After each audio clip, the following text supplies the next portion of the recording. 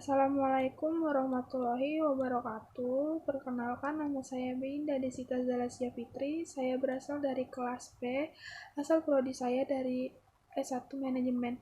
Jadi di sini saya akan menjelaskan materi tentang pengantar bisnis yang telah saya rangkum. Yang pertama, saya akan membahas tentang tujuan, pengertian, pelaku, dan perbedaan tentang bisnis. Tujuan bisnis. Seorang pembisnis sudah tentu memiliki tujuan yang jelas, yakni antara lain: A. Kebutuhan yang beraneka ragam atau bisa disebut dengan Vickers Churchill. Awalnya bisnis adalah bertukar barang atau bertukar jasa, karena pada masa itu belum ada uang, sehingga barter antar barang atau jasa sekarang pun hampir tidak berubah, yakni orang berbisnis untuk mendapatkan uang, dan uang akan dibelanjakan untuk memenuhi kebutuhannya yang belum dimiliki. Yang B. Kebutuhan dan keinginan, atau bisa disebut dengan need and wants. Kebutuhan pada dasarnya terbatas. Yang tidak terbatas adalah keinginan orang berbisnis untuk memenuhi kebutuhan hidupnya. Namun setelah kebutuhan hidupnya terpenuhi, lahirlah sebuah keinginan yang harus dipenuhi. Orang yang mendapatkan keuntungan melimpah tetap terus berbisnis karena keinginan tersebut tambah seolah-olah tidak ada batasnya. Tujuan bisnis. Yang A. Kebutuhan atau laba atau bisa disebut dengan profit. Semua orang sepakat, yakni berbisnis ingin mendapatkan keuntungan atau laba atau bisa disebut dengan profit. Keuntungannya yang mendorong kuat seorang pembisnis untuk terus berinovasi dan berkreativitas supaya bisnisnya berkembang. Walaupun sebuah keuntungan itu bukan hanya bentuknya materi ataupun uang, namun memberikan pekerjaan kepada orang lain atau membuka lapangan pekerja serta dapat mengalokasikan pendapatannya untuk kegiatan sosial. Macam-macam pengertian bisnis. Ada beberapa pengertian bisnis yang dapat kita pahami, yakni sebagai berikut. A. Huges dan Kapor, yaitu suatu usaha individu yang terorganisasi untuk menghasilkan dan menjual barang dan jasa guna mendapatkan keuntungan dalam memenuhi kebutuhan syarat. B. Brown dan Petrol, suatu lembaga yang menghasilkan barang dan jasa yang dibutuhkan oleh masyarakat. C. Bond dan Crutch, semua aktivitas yang bertujuan mencapai laba dan perusahaan yang menghasilkan barang dan jasa yang dibutuhkan oleh sebuah sistem ekonomi. D.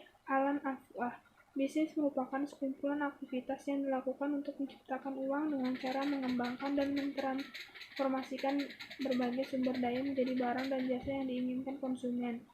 A. Musselman and Jackson, semua aktivitas yang memenuhi kebutuhan dan keinginan ekonomis masyarakat, perusahaan diorganisasikan untuk terlibat dalam aktivitas tersebut.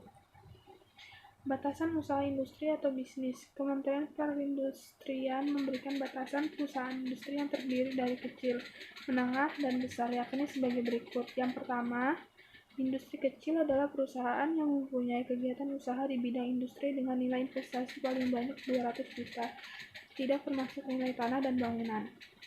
Yang kedua, industri menengah adalah perusahaan yang mempunyai kegiatan usaha di bidang industri dengan nilai investasi paling banyak 200 juta atau paling banyak 10 miliar, tidak termasuk nilai tanah dan bangunan.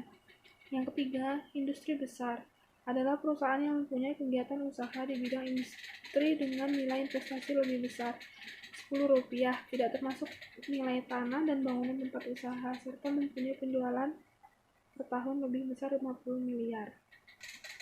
Lanjut, kita akan membahas ke modul kedua.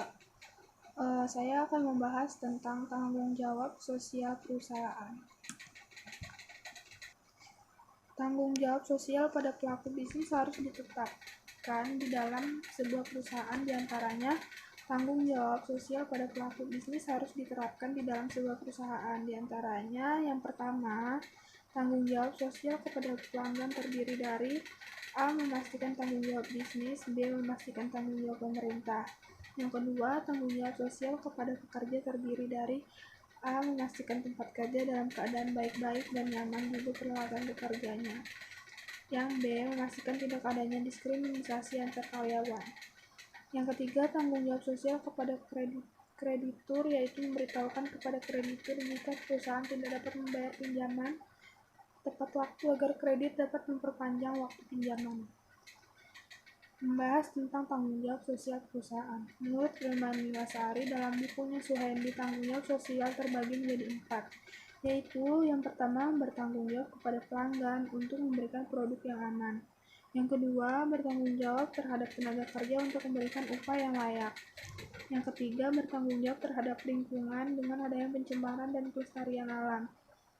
Yang keempat, bertanggung jawab kepada investor dengan memberikan laporan keuangan yang benar dan pengelolaan aktivitas yang benar.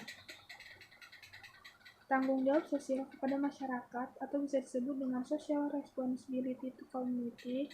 Yang pertama, menjadi sponsor dalam kegiatan masyarakat lokal di mana perusahaan itu berada.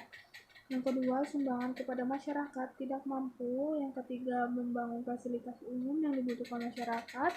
Yang keempat, memberikan pemeriksaan gratis. Yang kelima, memberikan beasiswa bagi anak yang tinggal di sekitar perusahaan atau di daerah tertentu.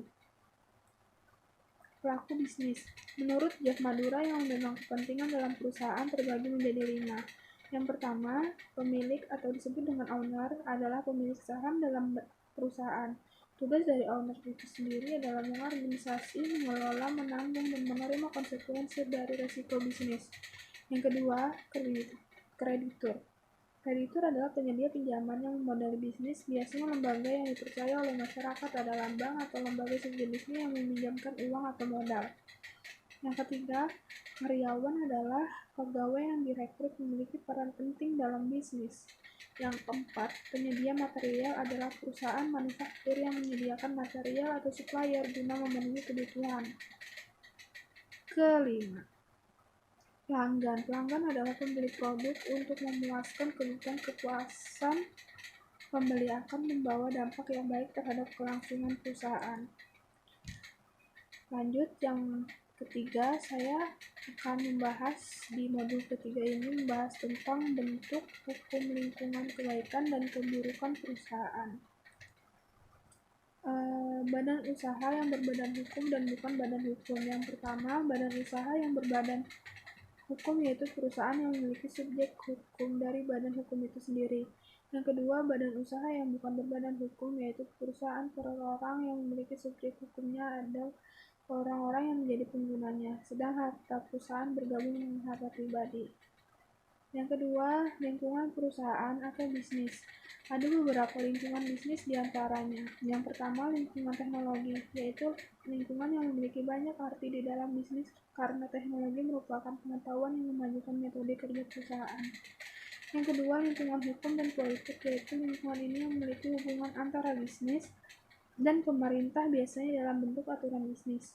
Yang ketiga, lingkungan sosial budaya, yaitu suatu lingkungan yang mencakup hubungan antara adat kebiasaan yang memiliki nilai dalam masyarakat di tempat organisasi tertentu. Yang keempat, lingkungan bisnis, yaitu lingkungan di mana pengembangan bisnis dilakukan guna meningkatkan produksi perusahaan. Bentuk-bentuk perusahaan. Kepemilikan perusahaan yang terdapat dalam perekonomian dapat dibedakan menjadi 3 jenis, yaitu perusahaan perorangan adalah perusahaan yang dimiliki oleh satu individu dengan kebaikan sebagai berikut: mudah didirikan, mudah memulai usaha kecil, pengelolaan fleksibel dan bebas, kerahasiaan perusahaan terjamin, memiliki kelemahan sebagai berikut: pertanggungjawaban tidak terbatas, modal terbatas, kualitas manajer dan kualitas pekerjaan terbatas, kelangsungan operasional perusahaan terbatas. Yang kedua, saya akan menjelaskan yang terakhir ini. Yang kedua, perusahaan perkongsian adalah perusahaan yang menggabungkan sumber daya yang dimiliki kedua belah pihak untuk bekerja sama di bidang usaha yang dinikmati bersama. Saya akan menjelaskan kebaikannya, yaitu kebaikan dalam perusahaan perkongsian itu adalah lebih banyak modal yang dikumpulkan, lebih banyak keahlian yang diperoleh, umur usaha tersebut lebih panjang. Kelemahan perusahaan perkongsian ini adalah adanya pertanggungjawaban yang tidak terbatas, tetapi ini hanya untuk general partner yang membayar semua utang perusahaan. Perusahaan perkongsian juga membutuhkan perjanjian untuk kerjasama dengan melihat hal-hal penting seperti modal yang ditanamkan, gaji untuk karyawan, pembagian keuntungan, dan menentukan ganti rugi kepada anggota yang keluar. Sekian dan terima kasih. Kurang lebihnya mohon maaf. Assalamualaikum warahmatullahi wabarakatuh.